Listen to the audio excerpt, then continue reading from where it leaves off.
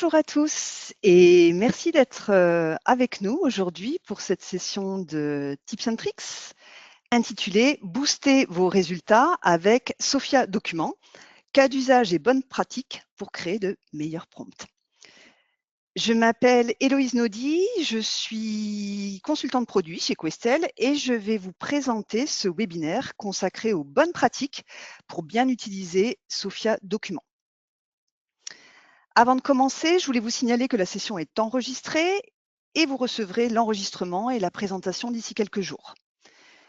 Ce webinaire va durer environ une trentaine de minutes et on terminera par une session de questions-réponses. Donc n'hésitez pas à noter vos questions au fur et à mesure dans la partie questions de GoToWebinar.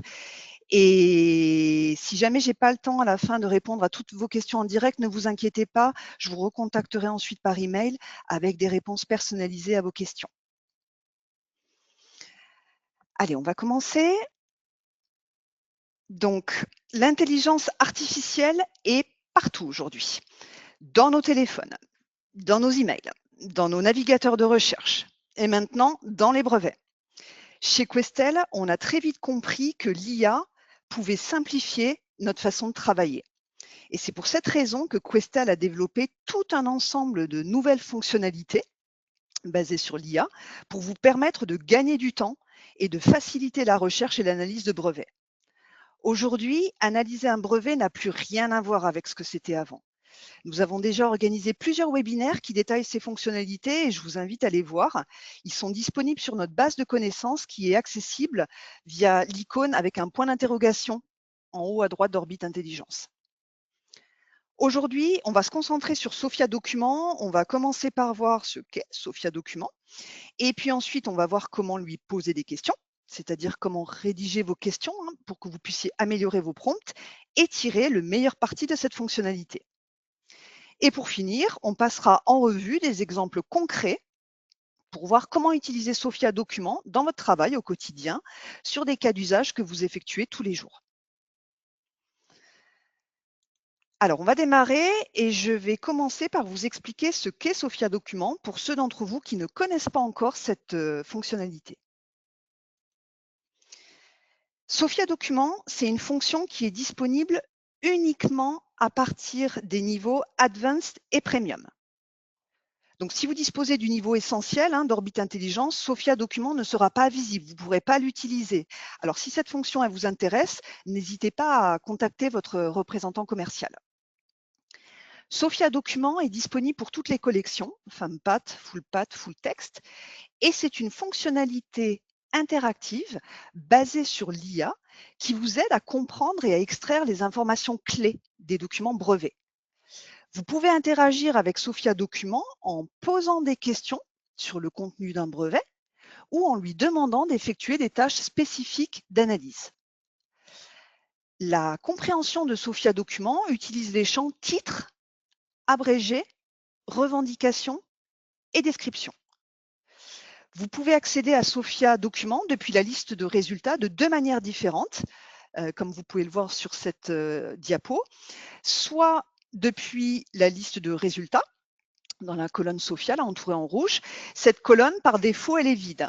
Mais si vous survolez cette colonne avec votre souris, vous faites apparaître l'icône Sophia, là, la petite chouette. Et en cliquant sur l'icône, ça vous permet d'afficher l'interface de Sophia Document. Si jamais vous avez déjà utilisé Sophia Document sur une famille de brevets, l'icône, elle sera affichée en dur et en cliquant dessus, vous retrouverez la discussion que vous avez déjà eue avec Sophia. Et deuxième moyen d'y accéder, c'est depuis l'onglet Prévisualisation, en utilisant le gros bouton gris là, Examiner avec Sophia Document. Une fois que Sophia Document est affiché, vous pouvez voir l'interface qui contient à gauche, le panneau à gauche là, avec la vue de la famille. C'est là que vous pouvez sélectionner le document à examiner. Donc, par défaut, ce sera le membre représentatif que vous pouvez définir dans vos paramètres personnels. Le panneau central avec les données correspondantes au brevet que vous avez sélectionné. Et le panneau à droite qui contient l'interface de discussion avec une bibliothèque de prompts et un champ de texte libre.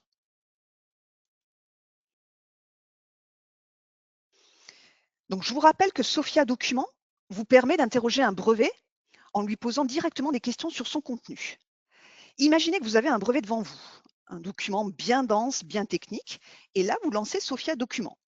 C'est un peu comme si vous aviez un expert du domaine juste à côté de vous, prêt à répondre à toutes vos questions, à condition de savoir comment lui parler. Pour discuter avec Sophia, vous avez deux façons de procéder. La première, c'est d'utiliser la bibliothèque de prompts. La bibliothèque de prompts, elle contient plein de prompts qui ont été créés par nos équipes techniques. Ils sont testés, validés et prêts à l'emploi. Vous en choisissez un, vous cliquez dessus et hop, il s'insère directement dans la discussion. Ces prompts sont organisés dans trois catégories qui sont l'analyse technique, pour éclaircir les concepts difficiles, pour décoder le jargon, l'analyse des revendications, pour comprendre comment le brevet est construit, ce qui est vraiment couvert et où se trouvent les limites, et l'extraction de données, troisième catégorie, pour aller chercher les informations essentielles disséminées dans le texte et les transformer en quelque chose d'actionnable. Ces prompts, ils sont modifiables. Ça veut dire qu'une fois que vous les avez sélectionnés, vous avez la main dessus, vous pouvez vous en servir comme base et les modifier comme vous le souhaitez. Et puis, il y a la deuxième façon d'interroger Sophia Document, c'est celle où vous décidez de prendre la plume et de créer vos propres prompts. Vous allez dans le champ de texte libre, comme vous le voyez là sur l'image, vous écrivez exactement ce que vous voulez demander avec vos mots, vos besoins, et si vous trouvez une formulation de prompt qui fonctionne vraiment bien, bah vous pouvez l'enregistrer dans votre bibliothèque personnelle pour la réutiliser quand vous le souhaitez. Pour enregistrer vos propres prompts, allez simplement dans la bibliothèque de prompts et cliquez sur « Nouveau prompt ». Dans la fenêtre qui s'affiche, vous saisissez un titre et le texte de votre prompt. Et ensuite, vous pouvez le sauvegarder, vous le retrouverez dans l'espace « Mes prompts » qui est votre espace à vous, c'est votre bibliothèque personnelle de prompts et vous pouvez enregistrer jusqu'à 20 prompts.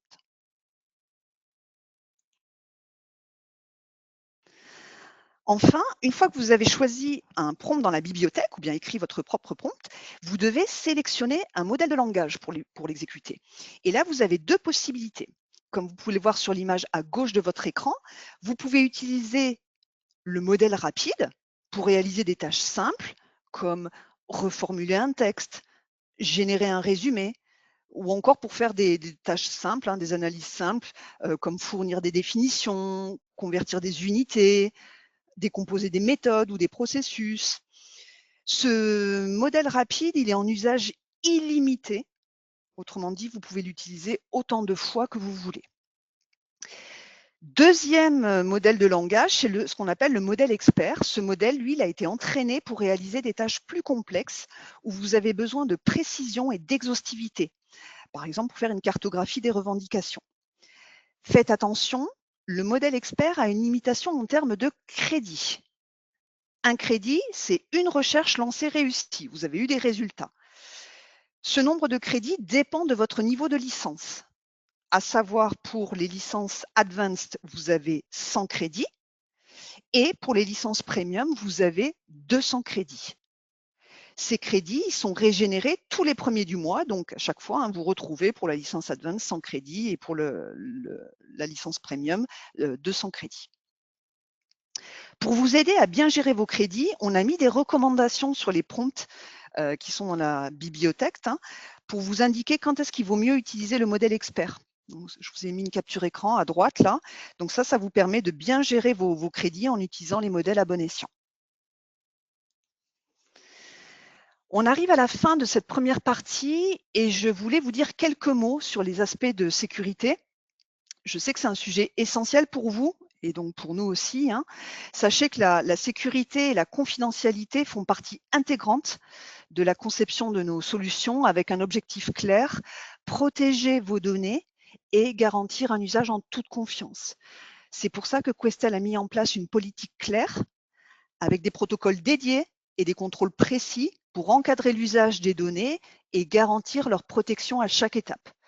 Concrètement, vos données ne servent pas à entraîner des modèles, elles ne sont pas conservées et il n'y a pas de surveillance humaine.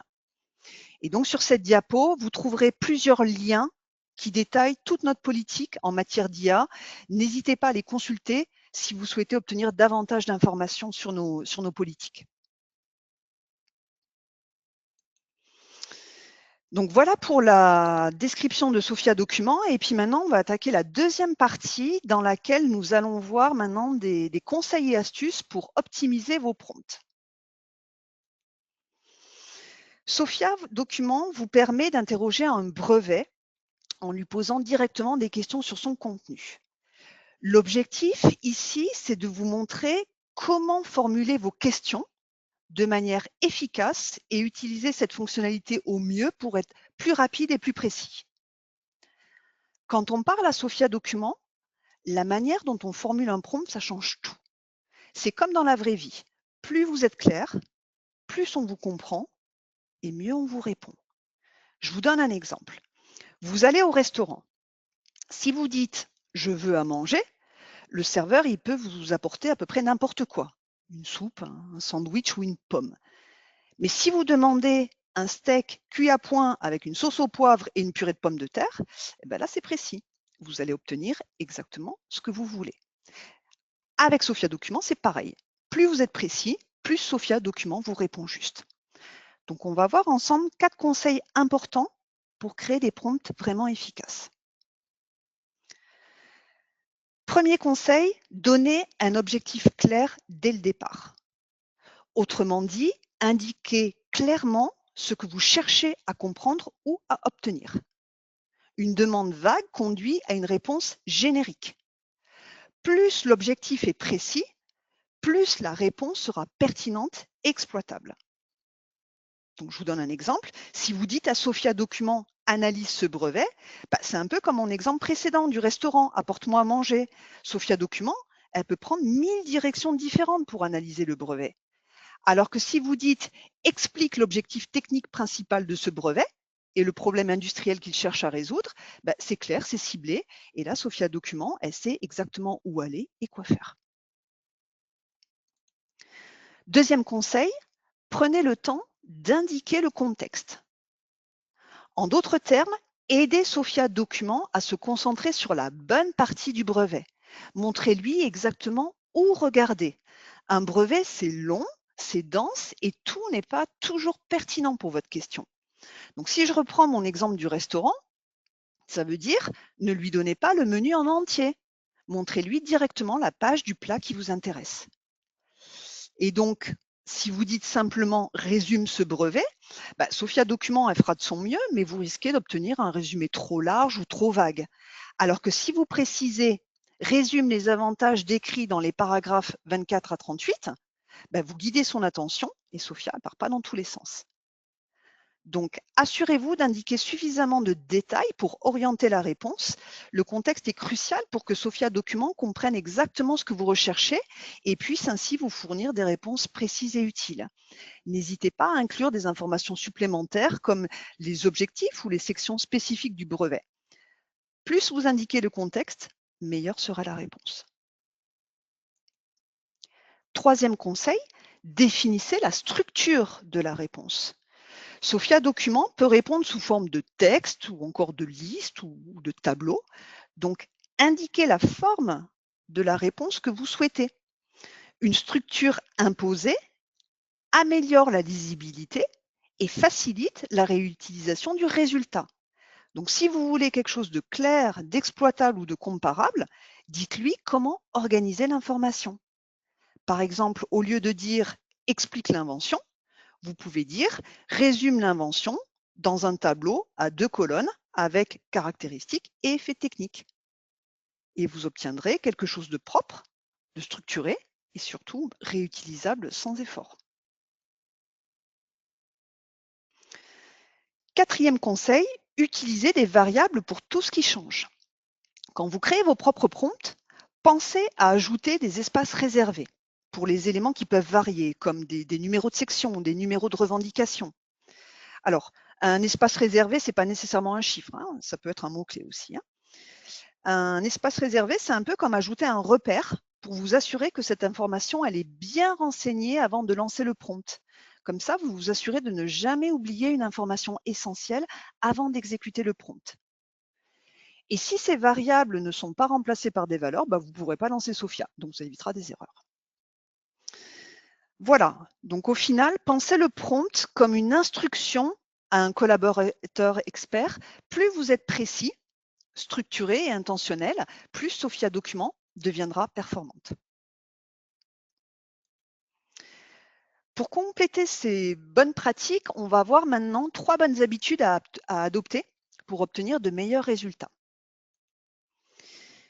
La première bonne habitude à adopter, c'est de ne pas s'arrêter à la première réponse. Si la réponse de Sophia ne vous satisfait pas complètement, n'hésitez pas à itérer ou à reformuler votre question. Travailler avec Sophia Document, c'est un processus itératif. Chaque reformulation permet d'affiner l'analyse et d'obtenir un résultat plus précis et utile. Par exemple, si la réponse vous semble incomplète, vous pouvez lui demander d'être exhaustive ou de fournir une analyse plus approfondie. Si vous souhaitez une structure spécifique dans la réponse, précisez-la dans votre prompt. Et si vous voulez qu'elle se concentre sur certaines parties, comme seulement les revendications ou bien un paragraphe précis, la description, indiquez-le clairement. L'idée, c'est de ne pas abandonner si la première réponse est trop générale. Reformulez vos instructions pour les rendre plus ciblées. Pensez à Sophia comme un stagiaire compétent. Elle sait faire le travail, mais elle a besoin que vous lui donniez des instructions claires et précises pour qu'elle puisse le réaliser correctement. Ici, deuxième bonne pratique, l'idée c'est de demander à Sophia Document de justifier chacune de ses affirmations. Plutôt que de se contenter d'une réponse simple ou d'une conclusion, vous allez lui demander de détailler sa logique. Par exemple, au lieu de simplement lui demander d'identifier les caractéristiques techniques d'une revendication, vous pouvez lui dire « Identifie les caractéristiques techniques de la revendication 2 et explique, paragraphe par paragraphe, comment elles sont soutenues dans la description. » En procédant ainsi, vous obtenez une réponse beaucoup plus transparente et vérifiable.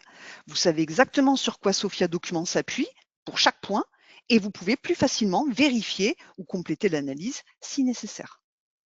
C'est une façon de transformer la réponse de Sophia Document en un véritable outil d'expertise plutôt qu'en un simple outil de résumé automatique.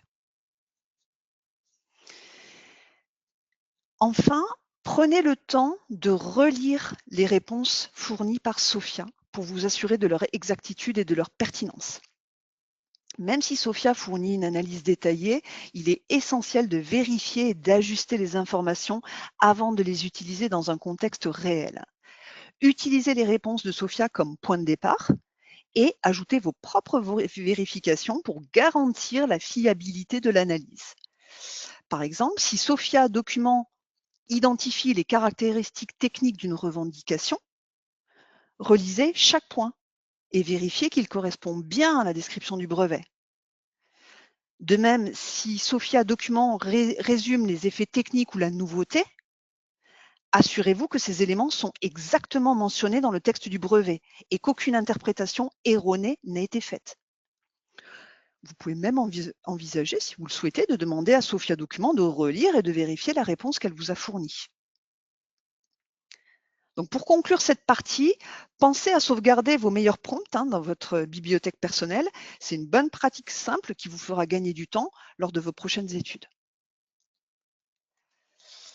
Maintenant qu'on a vu les bonnes pratiques pour rédiger un prompt efficace, on arrive à notre troisième partie où on va voir ensemble, à travers des cas d'usage réels, quelles questions, quel prompt vous pouvez demander à Sophia pour tirer le maximum de ses capacités. Avant de passer en revue les cas d'usage, je vous propose de commencer cette section en vous montrant ce qu'il ne faut pas faire. La première mauvaise pratique à éviter est de demander à Sophia Document de comparer le brevet sélectionné avec un numéro de brevet. Sophia Document ne peut pas rechercher des brevets par numéro. Donc, si vous souhaitez faire une comparaison, vous devez fournir le texte avec lequel vous voulez comparer le brevet. Vous avez un exemple à l'écran. Une autre mauvaise pratique qu'il ne faut pas faire, c'est de demander un avis juridique. Par exemple, est-ce que mon brevet enfreint? À la place, demandez plutôt de relever les similarités et coller la première revendication indépendante.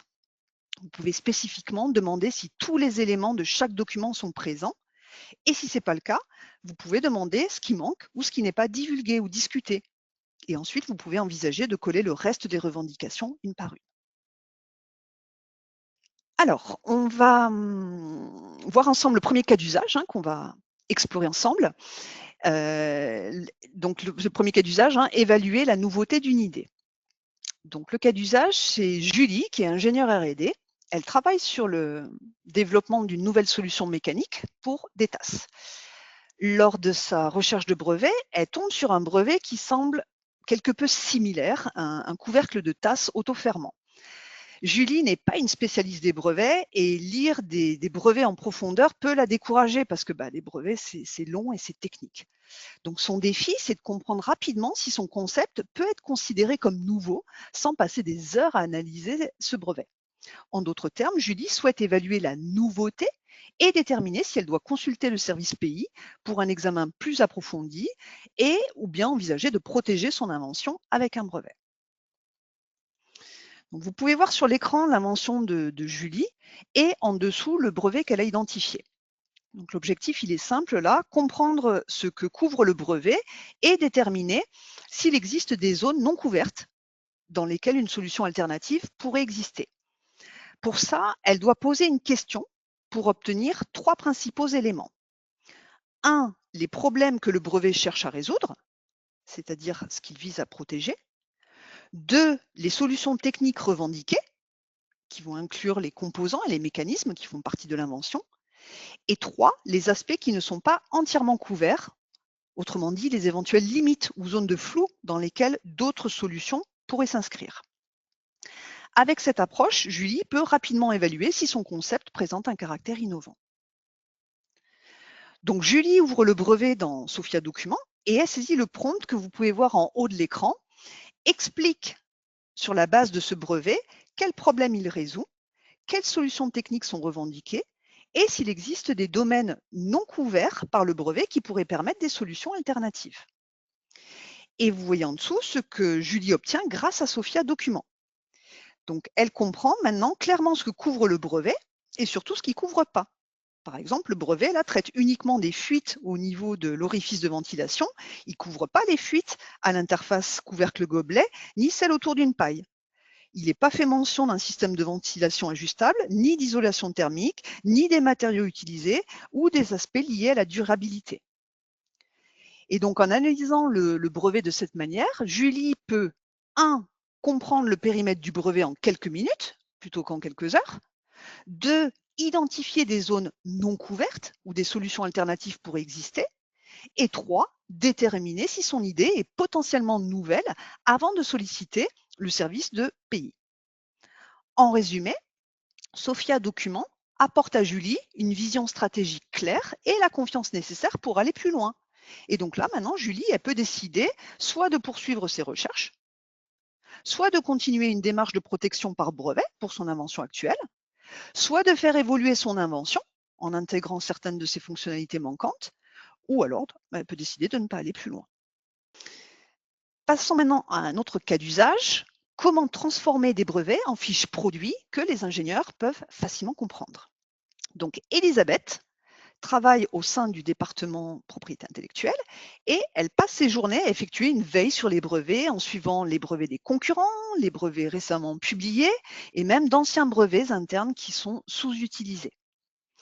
Aujourd'hui, elle voudrait partager ses brevets avec Jean, qui est ingénieur R&D, pour que Jean puisse tirer parti de ses inventions.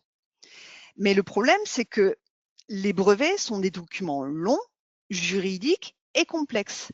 Jean, il est très occupé et il n'a pas beaucoup de temps. Alors, lorsqu'il reçoit un brevet, il a du mal à comprendre l'invention. Il y a des malentendus qui peuvent se produire, des opportunités qui peuvent être manquées et surtout, le département pays et la R&D communiquent, mais sans vraiment se comprendre. Alors, je vous montre un exemple. Il s'agit d'un vrai brevet, d'un porte-clés intelligent anti-vol. Si vous le regardez, vous remarquerez qu'il est long, rempli de jargon juridique et pas vraiment rédigé pour des ingénieurs R&D. Alors là, j'ai inclus quelques captures d'écran de la description du brevet, mais en réalité, c'est un PDF de 22 pages. Donc, imaginez Jean en train de le lire. Il doit comprendre l'invention centrale, ce qu'elle fait, comment elle fonctionne et ce qui est important techniquement. Et puis, il doit le comprendre rapidement. Donc, sans aide, il va passer des heures à déchiffrer ce texte et même comme ça, il pourrait passer à côté de détails essentiels. Et c'est là que la magie opère. Elisabeth, elle va utiliser un prompt simple dans Sophia Document. Elle va écrire « Transforme la description de l'invention en une fiche technique structurée avec les objectifs, les entrées, les sorties, les composants, les paramètres clés et les contraintes. » Le résultat, vous l'avez en dessous, Elisabeth a transformé ce brevet complexe en une fiche produit claire et structurée. Il ne lui reste plus qu'à copier ces informations dans l'onglet Notes du brevet qu'elle a ajouté à un workfile qu'elle a partagé avec Jean pour que Jean puisse y accéder. Les workfiles sont un outil de collaboration important lorsqu'il s'agit de partager des commentaires entre différents utilisateurs d'Orbit Intelligence. Et donc du coup, Jean, il peut tout voir d'un seul coup d'œil, ce que fait l'invention, ses composants, son fonctionnement, ses contraintes, sans avoir à se débattre avec le langage juridique. Il peut intégrer le brevet dans la planification produit, concevoir une solution alternative ou identifier des améliorations potentielles. C'est comme offrir aux équipes R&D une paire de lunettes pour lire les brevets clairement. Voyons maintenant un troisième cas d'usage. Vérifier la liberté d'exploitation avant de lancer le développement produit. Donc, on a Pierre qui développe une solution de maintenance prédictive basée sur les vibrations. Jeanne, elle est ingénieure brevet et elle identifie un brevet délivré qui pourrait techniquement bloquer cette approche. Donc, le défi ici, c'est de trouver un moyen de contourner techniquement ce brevet bloquant. Alors, on va examiner de plus près le brevet identifié par Jeanne, donc le voilà. Le brevet, il a été délivré et il revendique une méthode et un dispositif de détection de panne basé sur la vibration. Donc maintenant que ce brevet a été identifié, Jeanne elle doit l'analyser en profondeur d'un point de vue technique. Et pour ça, elle va utiliser Sophia Document. L'approche de Jeanne va consister à concevoir techniquement une solution qui va contourner le brevet. Et pour cela, elle va poser la question suivante à Sophia Document. Quelle fonction technique décrite dans ce brevet pourrait être déplacée ou réalisée autrement dans le système tout en conservant l'effet technique? Sophia Document décompose le brevet en ses fonctions techniques essentielles. Donc la collecte des données de vibration, l'analyse du signal, le jugement de la panne, l'indication de la panne. Et Sophia Document montre que ces fonctions n'ont pas besoin d'être mises en œuvre dans une architecture unique et fixe. Elle démontre que le même effet technique peut être conservé en distribuant ou en déplaçant ces fonctions entre différents modules système ou composants matériels. Donc là, dans ce brevet, la solution repose sur le fait de compter des changements dans un signal de vibration pendant un temps donné, puis de comparer ce nombre à une valeur de référence. Et donc un contournement possible serait de ne plus compter ces changements, mais d'analyser le signal globalement. Bref, pour faire simple, on conserve le même objectif technique, mais on change la manière précise dont le signal est analysé. Pourquoi c'est important pour la liberté d'exploitation? Parce que ça révèle la flexibilité cachée dans le brevet. Même dans un brevet très précis, certaines fonctions peuvent être déplacées ou implémentées différemment sans violer la revendication. Ça montre que certaines fonctions peuvent être déplacées plutôt que supprimées pour contourner le brevet. L'idée, c'est bien de réorganiser ou de modifier la méthode, pas de supprimer complètement la fonction technique. Ça identifie des leviers techniques concrets pour éviter des blocages. Et puis, ça permet de prendre des décisions techniques dès le début, avant d'investir en R&D. Avant de passer à la conclusion, je vous propose de découvrir 3 prompts bonus que vous pourrez mettre en pratique immédiatement. Ce premier prompt permet de générer automatiquement un arbre de revendications, ce qui rend immédiatement visible la structure des revendications. Alors, vous avez le prompt à l'écran là. Créer un arbre de revendications en indentant chaque revendication dépendante sous la revendication indépendante correspondante. Ne modifie pas le contenu d'aucune revendication. Si une revendication dépendante se réfère à plusieurs revendications précédentes, rend cette relation explicite afin qu'elle ne soit pas interprétée comme une revendication indépendante. Qu'est-ce qui permet de faire ce prompt? Il permet de mettre clairement en évidence les revendications indépendantes qui définissent le cœur de la protection, les caractéristiques techniques ajoutées par chaque revendication dépendante et la manière dont l'inventeur a sécurisé des modes de réalisation alternatifs et des positions de repli. Donc pour un ingénieur brevet, cette vue, elle est extrêmement précieuse parce qu'elle permet de comprendre rapidement ce qui est protégé et comment ça l'est. Toutes les revendications n'ont pas le même poids stratégique.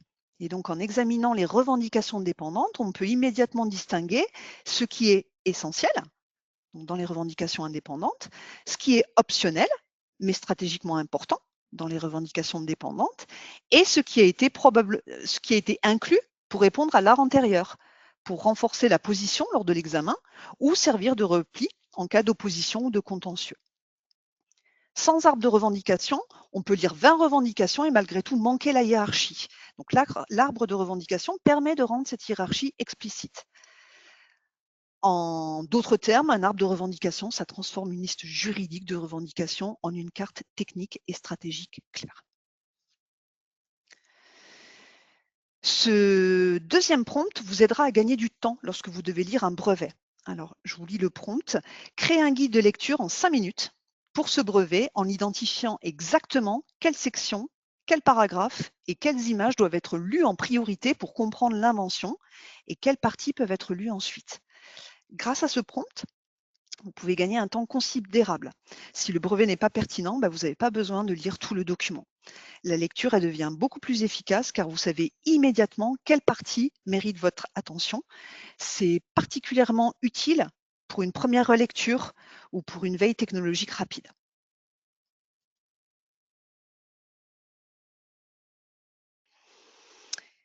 Troisième prompt, c'est parfois utile de comprendre où et dans quelles circonstances une invention sera utilisée. Ça peut vous aider à déterminer ce qui a été inventé et à évaluer si l'invention est pertinente pour votre analyse. Donc pour faire ça, on utilisera le prompt suivant. Où et dans quelles circonstances cette invention est-elle la plus susceptible d'être utilisée?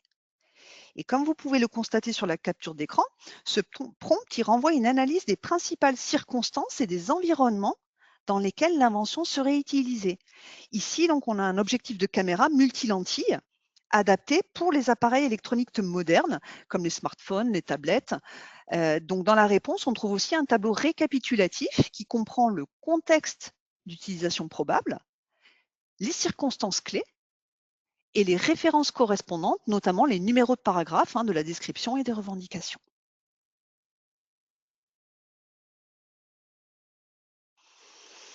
Nous arrivons à la fin de ce webinaire. Donc pour conclure, l'idée clé à retenir aujourd'hui, c'est que Sophia Document, ce n'est pas juste une fonctionnalité de plus. C'est un véritable levier pour analyser les brevets plus simplement, plus rapidement et avec plus de précision. Mais ce qui fait vraiment la différence, ce sont les prompts. En résumé, de bons prompts reposent sur des objectifs clairs, un contexte précis et une structure bien définie. Plus ils sont clairs, structurés et contextualisés, plus Sophia Document devient pertinente. En travaillant de manière itérative, en posant des questions, en demandant des explications, en affinant, en relisant, vous transformez l'outil en un véritable assistant expert. On a illustré ces bonnes pratiques aujourd'hui à travers des cas d'usage réels avec des prompts prêts à l'emploi pour vous montrer comment les appliquer concrètement dans vos analyses de brevets. Donc, pensez bien à capitaliser sur vos meilleurs prompts en les sauvegardant et pensez aussi à partager vos analyses via les workfiles avec vos collègues qui utilisent Orbit Intelligence. Donc pour finir, je vous invite à passer à la pratique. Prenez le temps de tester dès maintenant les bonnes pratiques et les exemples de prompts qu'on a vus ensemble aujourd'hui. Voilà, j'espère que cette session vous a été utile et instructive et qu'elle vous a donné un bon aperçu de comment Sophia Document peut transformer votre façon de travailler. Donc ce webinaire est maintenant terminé et du coup, je vais répondre à vos questions si vous en avez.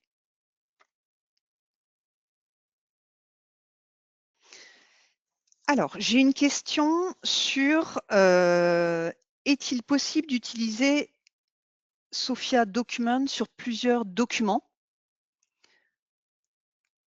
Voilà, il y a plusieurs questions sur… alors, aujourd'hui, donc la question, hein, je l'ai mal dit, donc est-ce qu'il est possible d'utiliser en fait Sophia Document sur plusieurs documents? Aujourd'hui, non.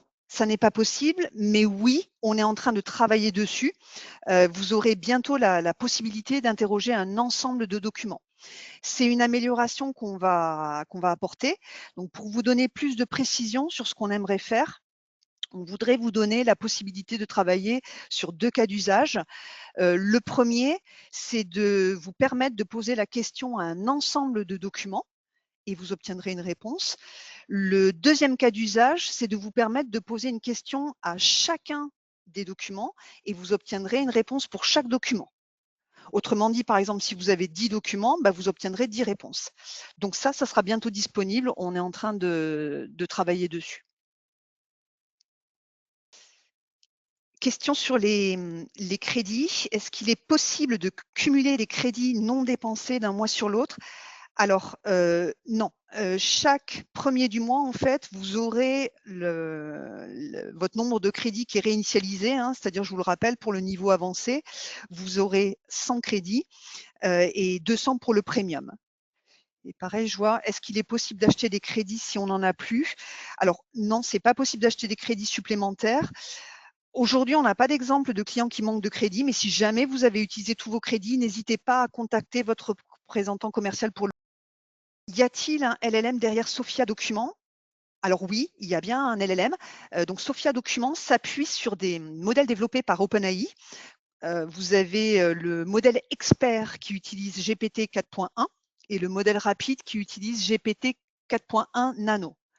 Alors concrètement, comment ça se passe? En fait, lorsque vous interrogez Sophia Document utilise les modèles de langage d'OpenAI, mais le traitement est effectué sur des serveurs Azure hébergés en Europe et dédiés à Questel. Donc en fait, pour faire simple, ce que vous devez retenir, c'est qu'il n'y a aucune rétention de données, il n'y a pas de surveillance humaine, aucune donnée personnelle n'est partagée avec des tiers ou utilisée pour entraîner un modèle externe. Alors, il y a pas mal de questions sur la sécurité de vos données. Là, je vais vous renvoyer au lien que j'ai mis dans le slide que j'ai présenté. Je vais vous envoyer cette présentation avec l'enregistrement du webinaire. Le temps de préparer tout ça, ça prendra quelques jours. Toute l'information sur les protocoles que Questel a mis en place pour garantir la sécurité et la confidentialité de vos recherches, elles sont détaillées, vous verrez, c'est très complet, hein. Je vous rappelle encore une fois ici vraiment les 3 éléments essentiels, pas d'entraînement sur vos données, pas de rétention de données, pas de surveillance humaine. Après, si vous voulez aller plus loin, regardez les liens que j'ai mis dans ce slide. Je vais vous remontrer comment accéder. Donc, je vous rappelle, c'est quand vous êtes sur la liste de résultats, vous avez à droite le panneau prévisualisation avec un gros bouton gris examiner avec Sophia Document. Je vous enverrai la présentation, hein, du coup vous reverrez les captures d'écran.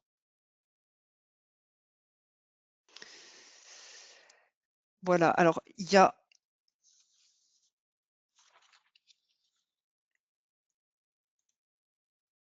Je vais prendre une dernière question. Quelle différence entre Sophia Search, Sophia Chat, Sophia Lab, Sophia Document? Alors, c'est des fonctions vraiment différentes.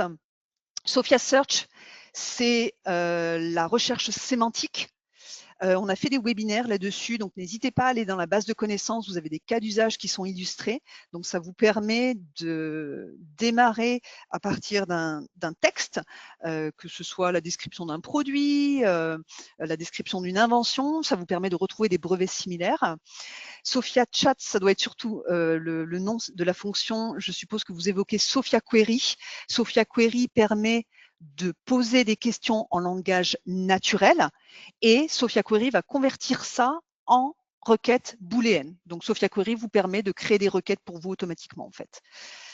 Sophia Lab, c'est une autre fonctionnalité qui vous permet de faire une première revue des brevets en vous permettant de générer un résumé de reformuler les revendications et de générer des graphes de revendications. Et Sophia Document, comme vous l'avez vu aujourd'hui, du coup, ça vous permet de poser des questions à un brevet en interrogeant sur son contenu. Voilà. Alors, on va terminer cette session. Donc, s'il y a des questions auxquelles je n'ai pas répondu, je vous enverrai une réponse personnalisée. Donc, n'oubliez pas que vous recevrez prochainement l'enregistrement de la session et aussi la présentation que j'ai utilisée pendant la session, donc d'ici quelques jours. Maintenant, c'est à vous d'utiliser Orbit Intelligence. Donc, prenez le temps de tester les prompts qu'on a vus aujourd'hui. Et si vous avez besoin d'une assistance supplémentaire, n'hésitez pas à contacter le helpdesk. Vous avez l'adresse mail à l'écran. Et pour ceux d'entre vous qui sont intéressés par Sophia Document, mais qui n'ont pas le niveau avancé ou premium, je vous invite à contacter du coup votre représentant commercial. Et je termine en vous remerciant pour votre temps et votre attention. J'espère que ce webinaire était intéressant. J'espère aussi vous revoir lors d'un prochain webinaire. Merci beaucoup à tous et je vous souhaite une excellente journée. À bientôt, au revoir.